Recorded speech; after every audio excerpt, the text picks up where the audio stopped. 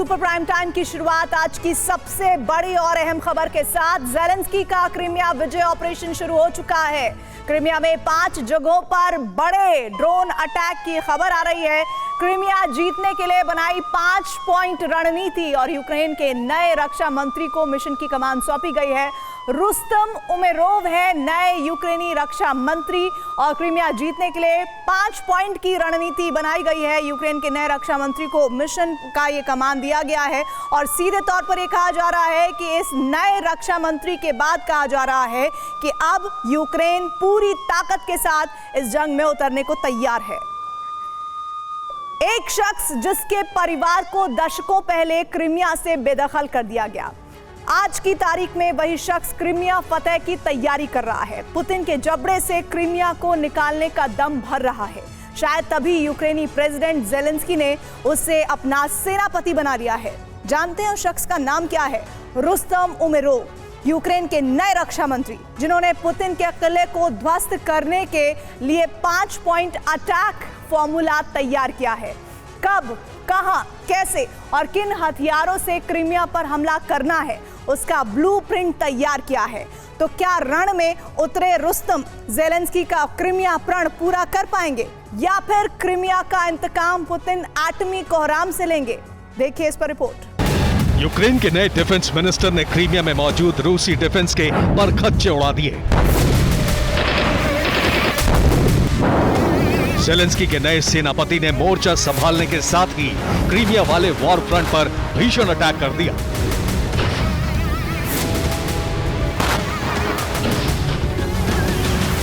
और अब यूक्रेन के रक्षा मंत्री का एक ही मकसद है, क्रीमिया फतेह, हर कीमत पर।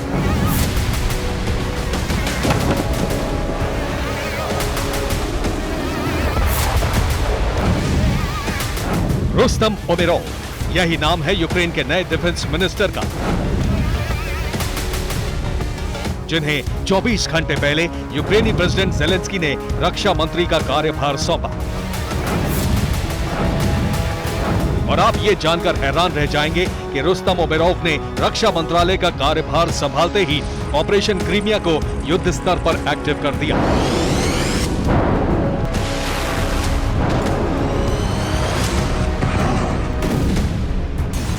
बीते 24 घंटों में क्रीमिया पर 5 विध्वंसक हमले को अंजाम दिया गया। आखिर कैसे, ये भी जान लीजिए।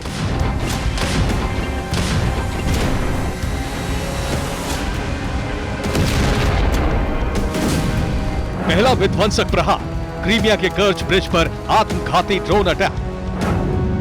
दूसरा विध्वंसक प्रहार, ब्लैक सी में रूसी फ्लीट पर मरीन ड्रोन से हमला। तीसरा विध्वंसक प्रहार, क्रीमिया के तारखानकोट इलाके में सर्जिकल स्ट्राइक। चौथा विध्वंसक प्रहार, क्रीमिया के रिहायशी इलाकों में ड्रोन से हमला। पांचवा विध्वंसक प्रहार, क्रीमिया के पावर प्लांट पर आसमान से अटैक।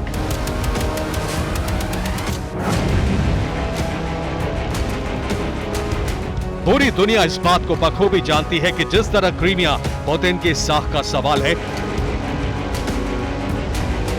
ठीक वैसे ही ज़ेलेंस्की भी हर हाल में क्रीमिया को जीतना चाहते हैं, क्योंकि साल 2014 से पहले क्रीमिया यूक्रेन का ही हिस्सा था। लिहाजा यूक्रेनी प्रेसिडेंट ज़ेलेंस्की ने अपनी वॉर स्ट्रैटेजी में बदलाव किया और ओलेक्सी रेज़निकोव की जगह रुस्तम उमेरोव को नया सेनापति बनाया। ज़ेलेंस्की के ऐलान के साथ ही रुस्तम उमेरोव नए डिफेंस मिनिस्टर के तौर पर सामने आए। उन्हें सबसे पहला टास्क क्रीमिया जीतने का दिया गया।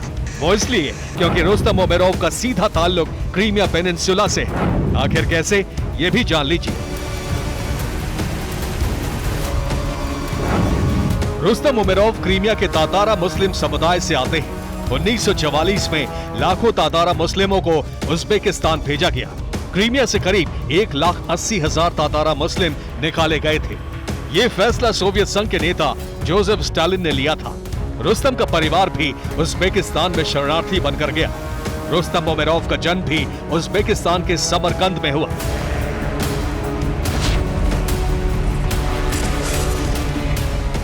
सोवियत संघ के विघटन के बाद रुस्तम उमेरोव का परिवार फिर से क्रीमिया आया।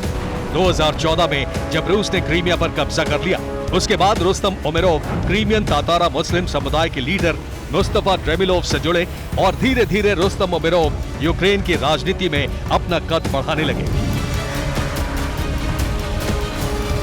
प्रो यूरोपियन होने के चलते रुस्तम उमेरोव को जंग के दौरान ज़ेलेंस्की ने बड़ी जिम्मेदारी दी।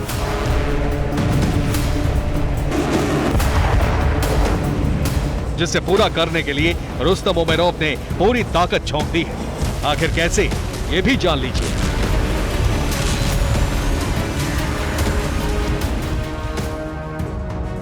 क्रीमिया को जीतने के लिए यूक्रेन के रक्षा मंत्री ने रुस्तम उमेरोव ने एक साथ कई मोर्चों पर काम शुरू किया है, जिसमें वेपन्स के साथ साथ अटैक स्ट्रैटेजी भी शामिल है। आपको ये भी जानकारी दे दें कि रुस्तम उमेरोव क्रीमिया फतेह को लेकर पहला प्लान तैयार कर चुके हैं। देसी मिसाइलों का प्रोडक्शन फुल स्केल पर बढ़ाने की तैयारी है और अब जानते हैं कि उनमें कौन कौन सी मिसाइलें हैं जो शामिल होंगी। नेपच्यून सबसोनिक क्रूज मिसाइल, ग्रिम 2 बैलिस्टिक मिसाइल और कोर्शुन 2 क्रूज मिसाइल। यूक्रेनी रक्षा मंत्री रुस्तम उमेरोव क्रीमिया फतेह को लेकर दूसरा प्लान उनका क्या है? दरअसल पश्चिमी देशों की मिसाइलों को, उनकी भारी तादाद को बढ़ाने में वो जुट गए हैं और उसमें शामिल है Abrams BVR missile, storm shadow cruise missile और स्कैल्प क्रूज मिसाइल। इन सब के अलावा क्रीमिया में आर पार की जंग लड़ने के लिए भी रुस्तम उमेरोव ने तीसरा प्लान तैयार किया है और वो है बैटल टैंक के जखीरे को तैयार करना। ये बता दें कि जल्द ही यूक्रेनी सेना क्रीमिया में चैलेंजर टैंक, T-72 टैंक और अमेरिका से आने वाले अब्राम्स टैंक की खेप सप्लाई करेगी। वहीं क्रीमिया फतेह के लिए रुस्तम उमेरोव ने जो चौथा प्लान तैयार किया वो है आत्मघाती ड्रोन से क्रीमिया पर अटैक। इसके लिए उमेरोव ने cardboard drone, UJ-22 kamikaze drone, aircraft drones की भारी खेप जुटानी शुरू कर दी है। और इतना ही नहीं, रूसी रक्षा मंत्री ने क्रीमिया फतेह के लिए यूक्रेनी सेना की युद्ध नीति में भी बदलाव किया है। क्रीमिया में रूस की सेना के साथ कॉम्बैट ऑपरेशन के लिए यूक्रेन आर्म्ड फोर्स अब आत्मघाती दस्ता तैयार करेगी। मरीन कमांडो को वॉर जोन में उतारा जाएगा और इसके साथ साथ एम्फीबियन फोर्स भी क्रीमिया में अपना दमखम दिखाएगी।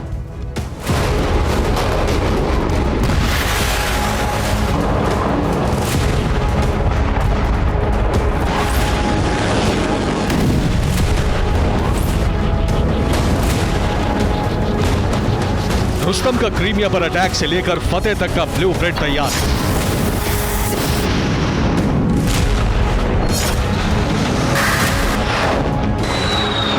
यानी मिसाइल अटैक से लेकर ड्रोन हमले और इस आसमानी प्रहार के बाद आत्मघाती हमलावरों से क्रीमिया पर चढ़ाई।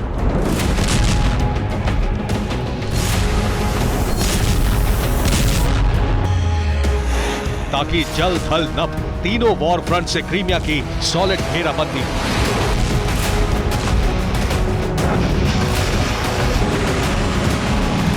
और अपनी नई युद्ध नीति के जरिए रुस्तम उमेरोव क्रीमिया को जीतकर ज़ेलेंस्की का प्रण पूरा कर सके।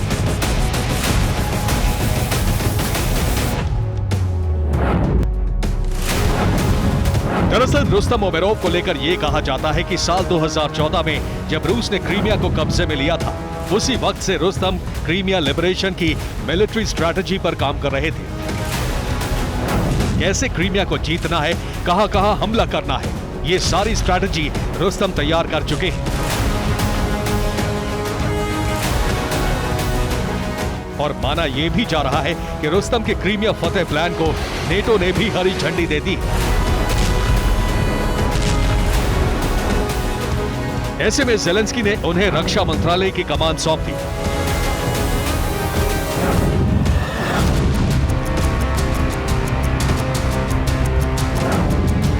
लेकिन क्रीमिया को लेकर यूक्रेन की नई स्ट्रैटेजी के बाद रूस भी अब नए विनाशक प्लान पर काम कर रहा है, लेकिन वो बम गोला बारूद से नहीं बल्कि एटमी हथियारों से लड़ा जाएगा।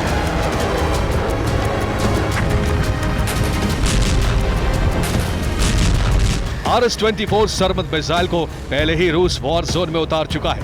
अब पुतिन ने Su-34 फाइटर बॉम्बर को किंजल हाइपरसोनिक मिसाइल से लैस कर वॉर जोन में उतारने का ऑर्डर जारी कर दिया है।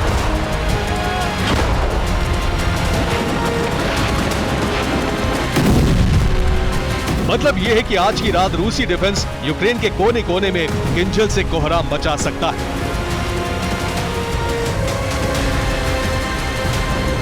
कीव समेत यूक्रेन के सभी प्रांतों को धुआं-धुआं कर सकता है।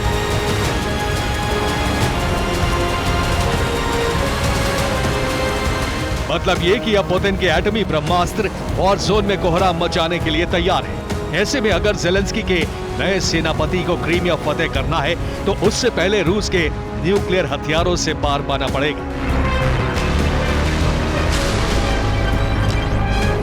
Bureau report, TV9 Bharatvarsh.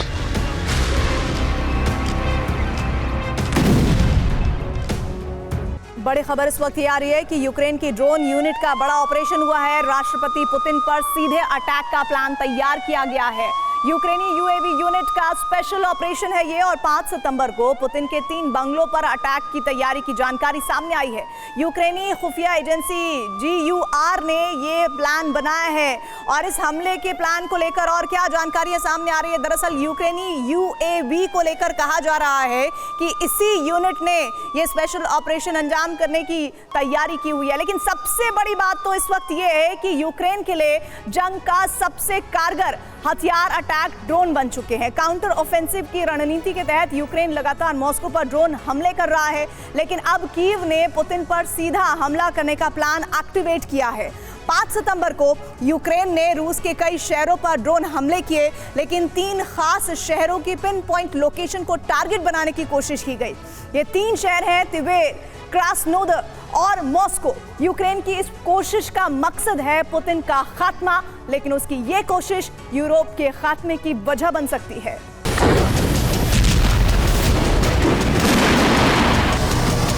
Moscow के आसमान पर जब भी ड्रोन उड़ने की आवाज आती है, इलाके में डर फैल जाता है।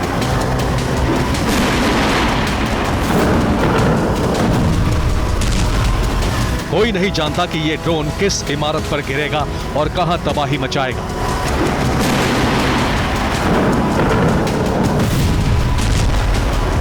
या फिर मॉस्को में तैनात एयर डिफेंस सिस्टम इस ड्रोन को मार गिराएंगे।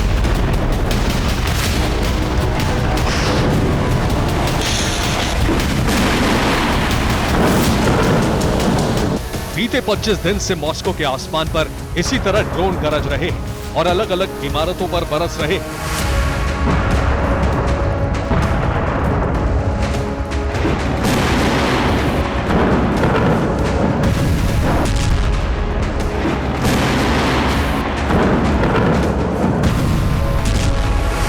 बीते 5 दिन में मॉस्को सहित रूस के कई शहरों पर जबरदस्त ड्रोन वर्षा की गई है।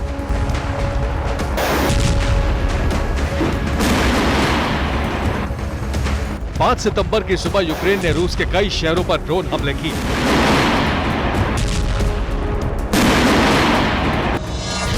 यूक्रेन ने मॉस्को, क्रास्नोदर, तिवेर और कलुगा पर एक साथ कई ड्रोन हमले किए।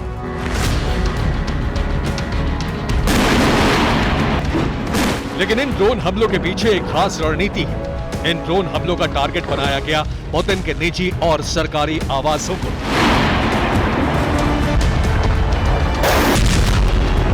यूक्रेन की रणनीति है कि रूस के सबसे विशेष व्यक्ति के आवास पर हमला करके मानसिक दबाव बढ़ाया जाए।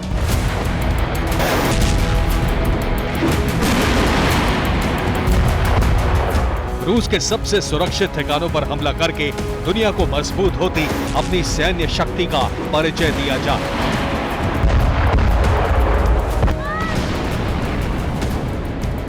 इसीलिए यूक्रेन ने 5 सितंबर की सुबह रूस के 3 खास शहरों की खास लोकेशन पर ड्रोन हमले की कोशिश की। यूक्रेन ने कहां-कहां हमले करके पुतिन को टारगेट बनाने की कोशिश की, ये जानिए। यूक्रेन ने पहला ड्रोन हमला तिवेर क्षेत्र में किया। तिवेर के जाविदोवो शहर को टारगेट बनाने की कोशिश की गई। जाविदोवो के करीब यूक्रेन का एक ड्रोन एयर डिफेंस सिस्टम से इंटरसेप्ट किया गया। इस ड्रोन का मलबा एक गैस गोदाम पर गिरा और इसके बाद इलाके के लोगों ने कई विस्फोट की आवाज सुनी। खास बात यह है कि जाविदोवो में पुतिन का एक बंगला है जहां वो बहुत कम आते जाते हैं। यूक्रेन ने दूसरा ड्रोन हमला किया है क्रास्नोदर शहर पर, और इस ड्रोन का टारगेट था क्रास्नोदर का पुतिन पैलेस। क्रास्नोदर के जंगल के बीच पुतिन पैलेस बना हुआ है। क्रास्नोदर शहर के करीब यूक्रेन के ड्रोन इंटरसेप्ट किए गए। रूसी एयर डिफेंस फोर्सेस ने कुल 3 ड्रोन इंटरसेप्ट किए। यूक्रेन ने तीसरा हमला मॉस्को शहर पर किया। मॉस्को हमले में नोवो ओगारेवो को टारगेट बनाने की कोशिश की गई। नोवो ओगारेवो के करीब यूक्रेन का एक ड्रोन इंटरसेप्ट किया गया। मॉस्को के बाहरी क्षेत्रों में नोवो ओगारेवो पुतिन का सरकारी बंगला है।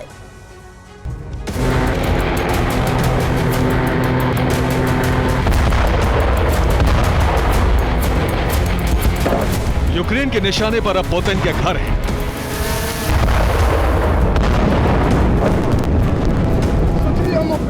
यूक्रेन ने 5 सितंबर की सुबह होने से पहले पुतिन के बंगले को टारगेट बनाने की कोशिश की। यूक्रेन के न्यू वॉइस ऑफ यूक्रेन नाम के मीडिया हाउस ने यह वीडियो जारी किया है, जिसमें एक कार के डैश कैम में ड्रोन विस्फोट के बाद फैली रोशनी दिखाई दे रही है। इस ड्रोन का टारगेट पुतिन का जो भी नोवो वाला बंगला था। यूक्रेन ने पहला हमला मॉस्को पर किया। इस हमले के बाद मॉस्को में उड़ानें रोकनी पड़ी। क्रास्नोदर रूस का ब्लैक सी से सटा शहर है। इस पर हमले के बाद नेवल फ्लीट की सुरक्षा बढ़ा दी गई। कालुगा शहर पर ड्रोन हमले के बाद उड़ानें रद्द करनी पड़ी।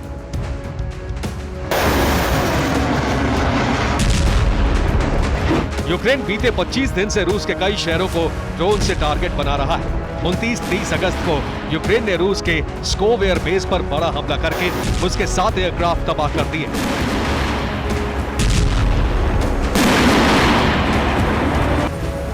यूक्रेन ने 2 स्पेशल ड्रोन फोर्सेस तैयार की हैं। यूक्रेन की पहली ड्रोन फोर्स है यूएवी यूनिट। ये फोर्स अनमैन्ड एरियल व्हीकल यानी ड्रोन से हमले कर रही है। इसका टारगेट है रूस के तटीय शहर और राजधानी। यूक्रेन की दूसरी फोर्स है नेवल ड्रोन यूनिट। ये यूएसवी यानी अनमैन्ड सरफेस वेसल मतलब रिमोट से चलने वाली छोटी नावों से हमले कर रही है। इस यूनिट का टारगेट है रूस के अलग अलग नौसेना बेड़े। ये यूनिट ब्लैक सी में पहले से ही हमले करती रही है, लेकिन 24 जनवरी को ही राष्ट्रपति ज़ेलेंस्की ने नेवल ड्रोन यूनिट का आधिकारिक ऐलान किया। ये दोनों यूनिट रूस के लिए सबसे बड़ा सिरदर्द बन चुकी है। अब यूक्रेन की यूएवी यूनिट ने पुतिन के सरकारी और निजी घरों को निशाना बनाने का ऑपरेशन शुरू कर दिया है। दिनों दिन यूक्रेन के बढ़ते हमलों के बाद रूस आत्मरक्षा में जुट गया है। मॉस्को में एंटी ड्रोन सिस्टम बढ़ाए जा रहे हैं। ड्रोन कम्युनिकेशन जैमर बढ़ाए गए हैं। ये ड्रोन के सिग्नल जैम कर देते हैं। इससे ड्रोन अपने आप गिर जाता है। पुतिन के बंगलों के नजदीक एयर डिफेंस सिस्टम बढ़ाए गए हैं।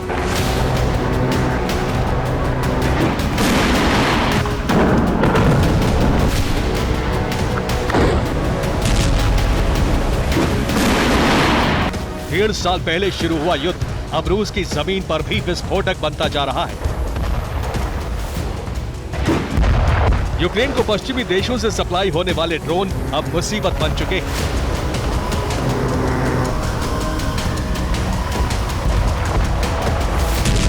पुतिन के घरों पर हमले की कोशिश के बाद क्रेमलिन ने एटमी ऑपरेशन की चेतावनी जारी कर दी।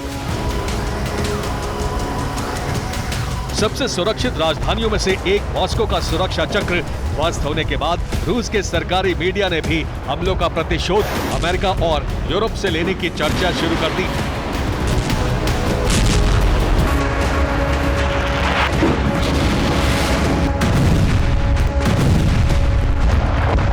ये तीसरे विश्व युद्ध का अलार्म बन सकता है, क्योंकि अभी तक रूस ने इस तरह के टारगेटेड हमले नहीं किए।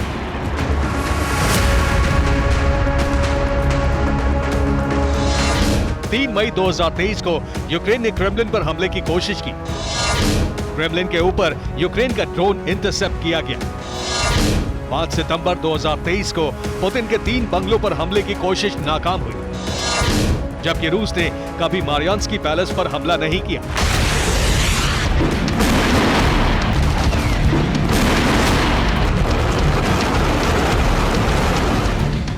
कीव पर रूस लगातार हमले करता रहा है, लेकिन अब तक सिर्फ कीव के इंटेलिजेंस एजेंसी की इमारत पर ही हमला किया गया है।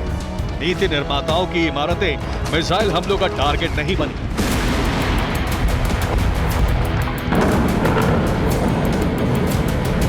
लेकिन अगर यूक्रेन बार बार पुतिन के निजी बंगलों को टारगेट करने की कोशिश करता है तो आशंका को खारिज नहीं किया जा सकता कि रूस एटमी हमलों की शुरुआत कर सकता है। Bureau report, TV9 Bharat. बड़ी खबर आ रही है यूक्रेन की हथियार सप्लाई से जुड़ी हुई। ये जानकारी है कि लिथुआनिया के राष्ट्रपति का बड़ा बयान आ गया है। यूक्रेनी अधिकारियों पर भ्रष्टाचार का आरोप है।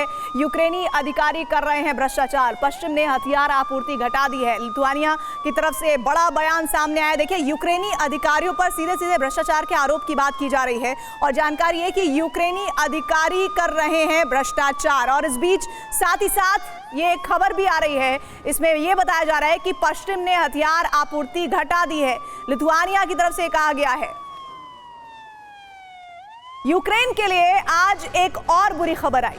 रूस की सेना के ताबड़तोड़ प्रहार के बीच आज बहुत दिनों बाद रूस का वो जनरल सामने आ गया जिसके वॉर जोन में होने का मतलब है दुश्मनों का नरसंहार। अपनी क्रूरता के लिए मशहूर वो जनरल फिलहाल युद्ध से दूर है, लेकिन अब अटकलें लगाई जा रही हैं कि उसकी वापसी हो सकती है। और इस बीच ज़ेलेंस्की ने खुद डोनेट्स्क का दौरा किया है।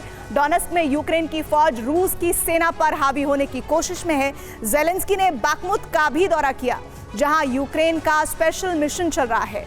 वॉर जोन में युद्ध की तेज रफ्तार के बीच रोबोताइन भी रूस के लिए कड़ी चुनौती का मोर्चा बन चुका है। एक तरफ वॉर जोन में बारूदी तूफान का कहर तो दूसरी ओर रूस के सबसे डेंजरस और निर्दयी जनरल की ये तस्वीर। Методично перемалываем атакующего противника. जिस जनरल को पुतिन ने हटा दिया था, Оперативный состав здесь у нас на расчете. जिस पर गद्दारी तक के आरोप लगे, Товарищи офицеры, Товарищи офицеры, जिसे अब युद्ध से बहुत दूर माना जा रहा था,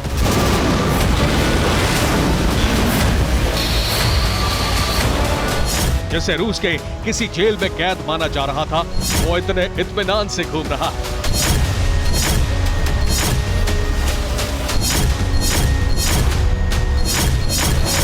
क्या ये तस्वीर यूक्रेन में नई तबाही और कत्लेआम का सिग्नल है? आंखों पर काला चश्मा, जीन्स और शर्ट में पत्नी के साथ घूमते दिख रहे इस जनरल को भी क्या पुतिन ने किसी सीक्रेट मिशन को अंजाम देने के लिए अंडरग्राउंड कर दिया था?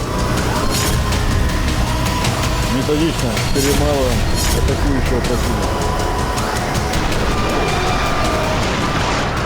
सवाल ये भी कि क्या वैगनर चीफ की मौत के बाद वो मकसद पूरा हो चुका है और रूस का ये जल्लाद जनरल अब वर्दी पहनकर दोबारा यूक्रेन को कब्रिस्तान बना देने के मिशन को आगे बढ़ाएगा?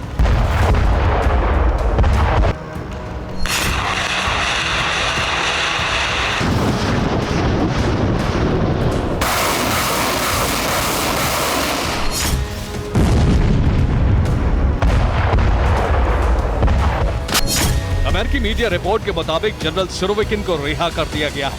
प्रिगोजिन की मौत के कुछ दिन बाद ये रिहाई हुई है। सुरोविकिन के पास जनरल की रैंक मौजूद है।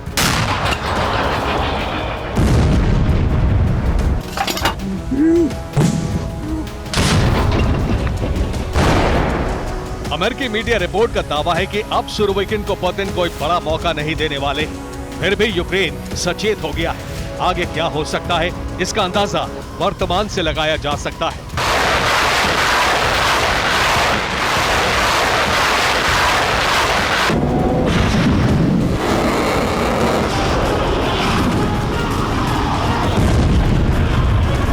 रूस ने यूक्रेन पर बारूद की बरसात को और तेज कर दिया है। यूक्रेन के डिप्टी डिफेंस मिनिस्टर के मुताबिक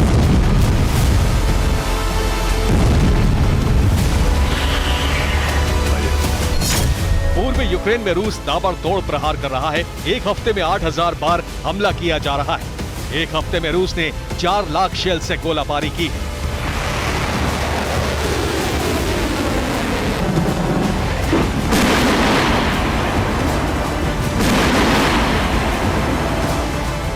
यूक्रेन का पलटवार भी जारी है। डोनेट्स्क में यूक्रेन लगातार रशियन फौज के लिए चुनौती बना हुआ है। रोबोताइन में भी यूक्रेन ने बढ़त बनाई हुई है। रोबोताइन में यूक्रेन की आर्मी ने जगह जगह घेराबंदी कर ली है और पोस्ट बना ली है।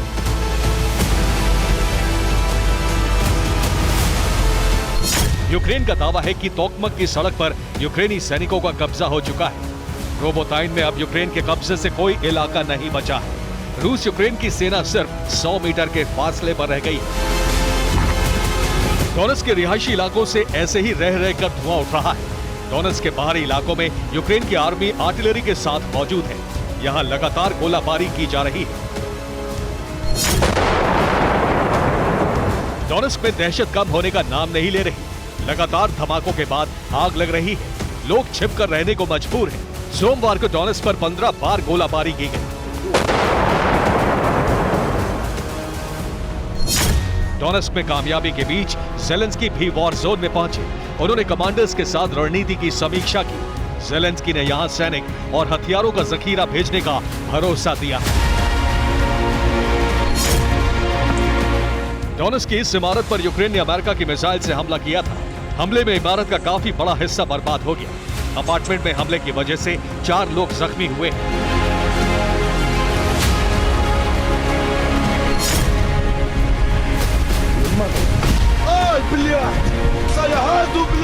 अब तक रूस लेपर्ड टैंक को खत्म कर रहा था, लेकिन ये तस्वीर चैलेंजर 2 टैंक की है। ब्रिटिश टैंक अब वॉर जोन में लेपर्ड की कमी को पूरा करने के लिए उतरा था, लेकिन रूस अब इन टैंक्स को भी निशाना बना रहा है।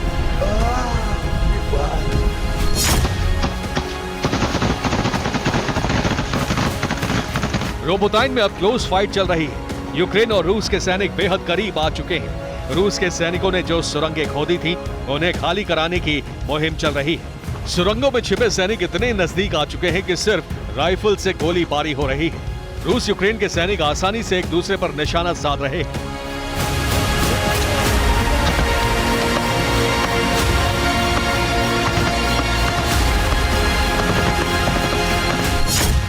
बाखमुत को रशियन फौज से आजाद कराने का मिशन तेज है। क्लिश्चिवका के पास यूक्रेनी फौज ने कब्जा जमा लिया है। यूक्रेन के सैनिक यहां गुरिल्ला वॉर लड़ रहे हैं। जंगलों के बीच छिपकर रशियन फौज पर प्रहार किया जा रहा है।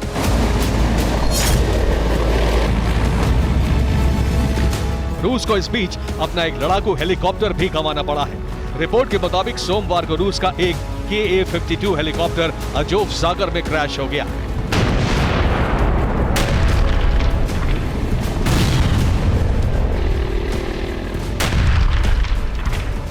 क्रास्नोपोल इलाके में भी रूस ने हथियारों के एक गोदाम को टारगेट किया। रूस ने यहां आत्मघाती ड्रोन से हमला किया।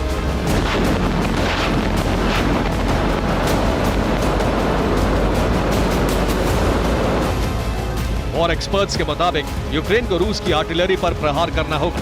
इसके लिए यूक्रेन को लॉन्ग रेंज वेपन की जरूरत होगी।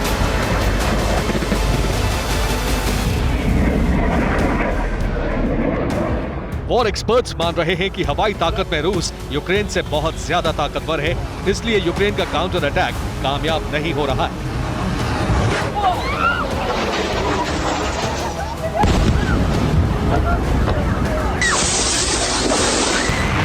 Bureau report, TV9 Bharatvarsh.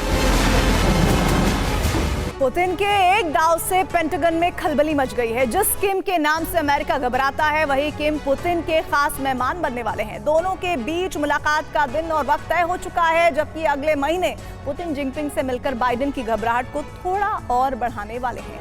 यानी 3 दोस्तों का नया गठबंधन बन चुका है, जो नेटो और अमेरिका के लिए बड़ा सिरदर्द साबित होने वाला है। किम, पुतिन और जिनपिंग, घबराने लगे बाइडेन।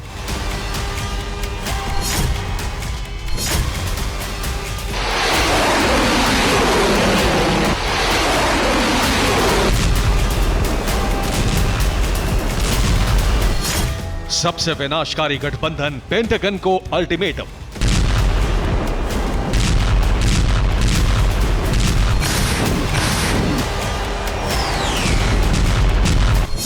एटमी जंग का अलार्म, बदला लेने को तैयार थ्रिलर 3।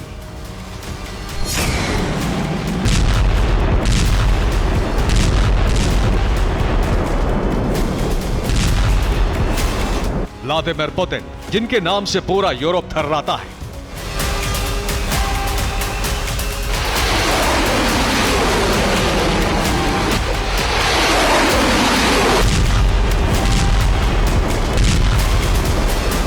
शी जिनपिंग, जिनके नाम से अमेरिका तक कोहराम मच जाता है।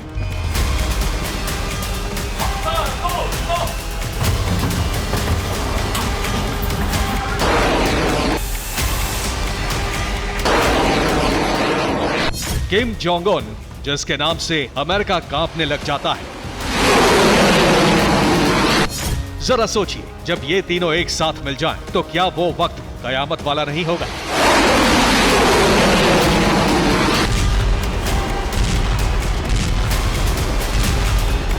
तो जान लीजिए, कयामत का अलार्म बज चुका है।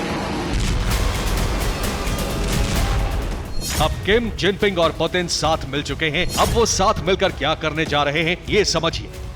यूरोप एशिया में अमेरिका के दबदबे को खत्म करने की कोशिश करेंगे। इंडो पैसिफिक रीजन से अमेरिका को खदेड़ने में जुट जाएंगे। साथ मिलकर युद्धाभ्यास करेंगे, जिससे अमेरिका को चैलेंज कर सके। अमेरिका के वर्चस्व वाले नेटो को तोड़ने की कोशिश की जाएगी। हालांकि किम, जिनपिंग और पुतिन के साथ मिलने की अपनी अपनी सबकी मजबूरियां हैं। दरअसल तीनों देश अमेरिका के सताए हुए हैं। ऐसे में साथ मिलकर अमेरिका से मुकाबला करना आसान होगा।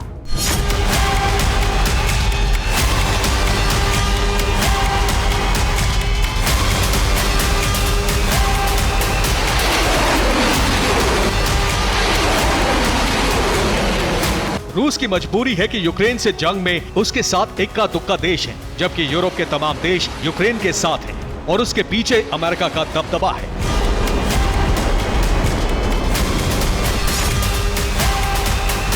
दूसरी तरफ चीन की मजबूरी है। चीन ताइवान पर कब्जा करना चाहता है, लेकिन अमेरिका के होते हुए ऐसा नहीं कर पाता।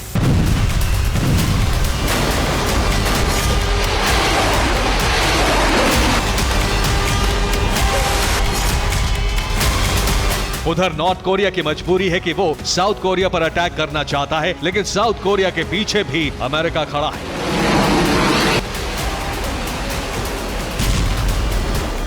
जाहिर है, जब अमेरिका नेटो संगठन की ताकत के सहारे दुनिया में अपने वर्चस्व का साम्राज्य बढ़ा रहा है, तो पुतिन भी उसी रास्ते पर चल पड़े हैं और उनके साथ किम और जिनपिंग आ मिले हैं। 13-14 सितंबर को किम और पुतिन की मुलाकात होने जा रही है, जिसमें रूस को हथियारों की सप्लाई पर मोहर लगेगी।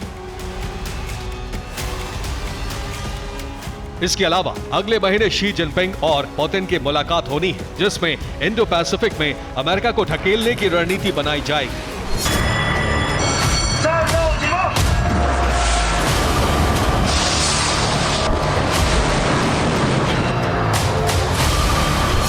और पुतिन की मुलाकात ठीक उसी जगह होगी जहां 4 साल पहले पुतिन और किम मिले थे। इस मुलाकात से अमेरिका को सीधा संदेश है कि अब दोनों देश खुलकर उसी तरह साथ हैं जैसे नेटो के सदस्य देश हैं। यानी अगर रूस और नॉर्थ कोरिया में से किसी पर भी कोई आफत आती है, तो दोनों एक दूसरे की मदद को तैयार रहेंगे। यही बात चीन के साथ भी लागू होती है। इस गठबंधन के तहत नॉर्थ कोरिया रूस को यूक्रेन से जंग लड़ने के लिए हथियार देने जा रहा है। नॉर्थ कोरिया रूस को anti tank missile, artillery shells देगा। इसके अलावा इन्फेंट्री रॉकेट, रीपर जैसे जासूसी ड्रोन और TB2 जैसे कॉम्बैट ड्रोन भी देगा। इतना ही नहीं, जरूरत पड़ने पर लॉन्ग रेंज मिसाइल और थर्मो न्यूक्लियर बम भी रूस को दे सकता है, जबकि इसके एवज में सैटेलाइट और न्यूक्लियर सबमरीन टेक्नोलॉजी रूस से लेगा। अगर ऐसा हुआ तो अमेरिका का बौखलाना तय है। ऐसे में अमेरिका नॉर्थ कोरिया पर और ज्यादा प्रतिबंध लगा सकता है। दूसरी तरफ चीन भी रूस को हथियार दे सकता है। इसकी एवज में रूस ताइवान पर कब्जे के लिए चीन की मदद कर सकता है। ऐसे में अमेरिका भड़क सकता है, लेकिन उसने चीन या फिर नॉर्थ कोरिया पर हमले की हिमाकत की तो उसे 100 बार सोचना होगा, क्योंकि चीन और नॉर्थ कोरिया अकेले नहीं हैं। उनके साथ रूस है और ये तीनों मिलकर अमेरिका पर भारी पड़ सकते हैं। Bureau report, TV9 Bharatvarsh. युद्ध का सबसे भयानक अध्याय अब शुरू होने वाला है, क्योंकि अभी तक रूस की तरफ से ही विदेशी लड़ाके युद्ध के मैदान में कहर बरपा रहे थे, लेकिन अब यूक्रेन भी रूस जैसी चाल से जंग जीतने की कोशिश में है। यूक्रेन लैटिन अमेरिका से लड़ाके बुला रहा है, जबकि रूस ने सेंट्रल एशिया के माइग्रेंट्स पर दांव खेला है। यानी अब जंग ऐसे खूनी संग्राम में बदलने वाली है जिसमें शहर शहर शमशान बन जाएगा और कदम कदम पर कब्रिस्तान होगा। ऊंचा जैसा नरसंहार फिर से होने वाला है।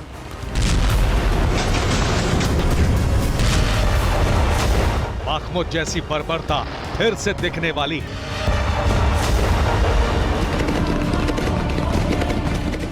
चेर्निहिव जैसी चीख पुकार फिर से मचने वाली है।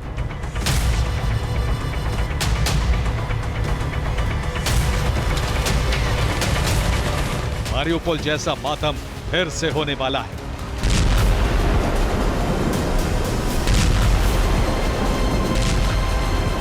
इज्यमु जैसा कब्रिस्तान फिर से बनने वाला है,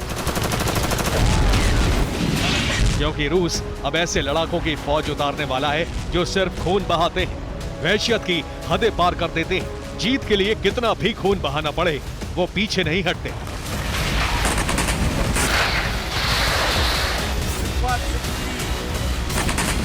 रूस ने यूक्रेन में जंग लड़ने के लिए सेंट्रल एशिया के माइग्रेंट्स को बुलाया है, जिन्हें वैगनर या फिर चेचन्य लड़ाकों जैसी ट्रेनिंग दी जाएगी। जबकि यूक्रेन ने भी लैटिन अमेरिका और नेटो के सदस्य देशों से खूंखार लड़ाकों को बुलावा भेज दिया है, जो रूस में घुसकर उत्पात मचाएंगे।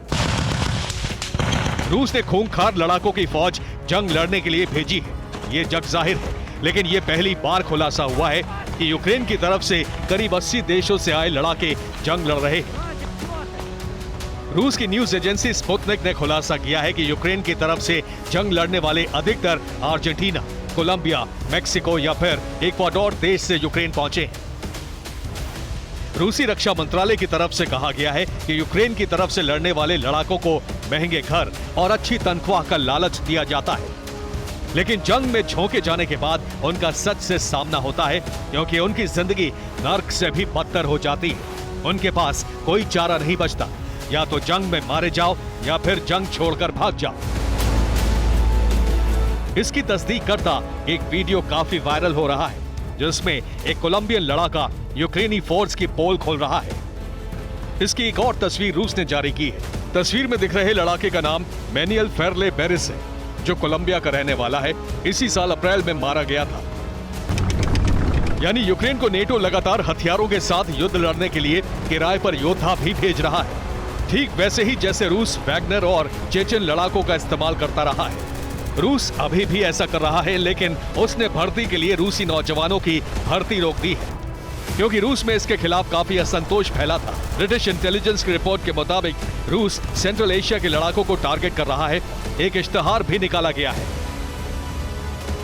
जिसमें रूस की तरफ से जंग लड़ने के लिए आर्मेनिया और कजाकिस्तान के लड़ाकों को अच्छा खासा पैसा देने का जिक्र है, जिसमें डाउन पेमेंट के तौर पर 45,000 रूबल दिया जाएगा। इसके अलावा हर महीने 1,90,000 रूबल सैलरी दी जाएगी। रूस के पूर्व प्रेसिडेंट दिमित्री मेदवेदेव ने एक इंटरव्यू में खुलासा किया था कि रूस करीब 2,80,000 माइग्रेंट्स की भर्ती कर चुका है। जब से जंग शुरू हुई है, इस वक्त रूस में करीब 60 लाख सेंट्रल एशियन माइग्रेंट्स हैं, जिन्हें भर्ती कराने के लिए क्रेमलिन ने ऑर्डर जारी कर दिया है। क्योंकि अगले साल रूस में राष्ट्रपति चुनाव है, इसलिए पुतिन रूस के नौजवानों को जंग में झोंकने का जोखिम लेने से बच रहे हैं। Bureau report, TV9 Bharat.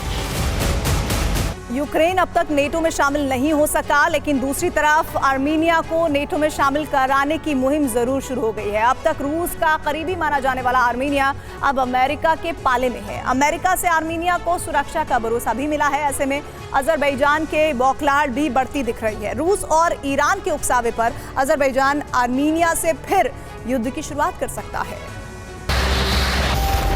Ukraine और रूस का बॉर्डर धधक रहा है, और इसी बीच युद्ध का पुराना मैदान भी सुलगने लगा है।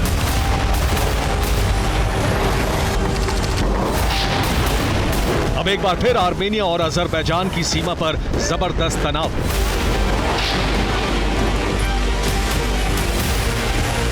कभी यहां वैसा ही युद्ध हो सकता है जैसा 2020 में हुआ था। वजह भी अब रूस यूक्रेन के वॉर वाली ही बन रही है। आर्मेनिया नेटो में शामिल होने वाला है। अमेरिका खुलकर आर्मेनिया के समर्थन में है। आर्मेनिया को पहले रूस का करीबी माना जाता था। धरती का दक्षिणी ध्रुव अंटार्कटिका, हजारों मील तक समुद्र में कई फीट मोटी बर्फ की चादर जहां जमी है।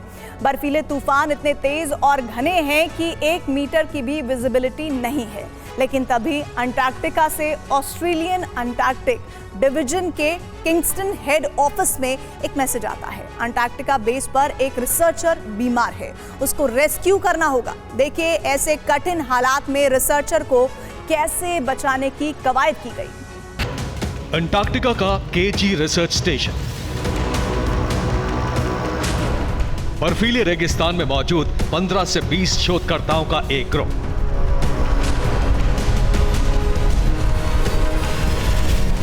ऑस्ट्रेलिया के किंगस्टन बेस के सामने बीमार रिसर्चर को बचाने की चुनौती है। केजी रिसर्च स्टेशन 3000 किलोमीटर दूर है। अंटार्कटिका के समंदर में 12 फीट मोटी बर्फ जमी है। जहाज केजी रिसर्च स्टेशन तक नहीं जा सकते। बर्फीले तूफान में विमान, हेलीकॉप्टर उड़ नहीं सकते। ऐसे विपरीत हालात में शोधकर्ता को बचाने के लिए रेस्क्यू ऑपरेशन शुरू किया जाता है आइस ब्रेकर जहाज के सहारे।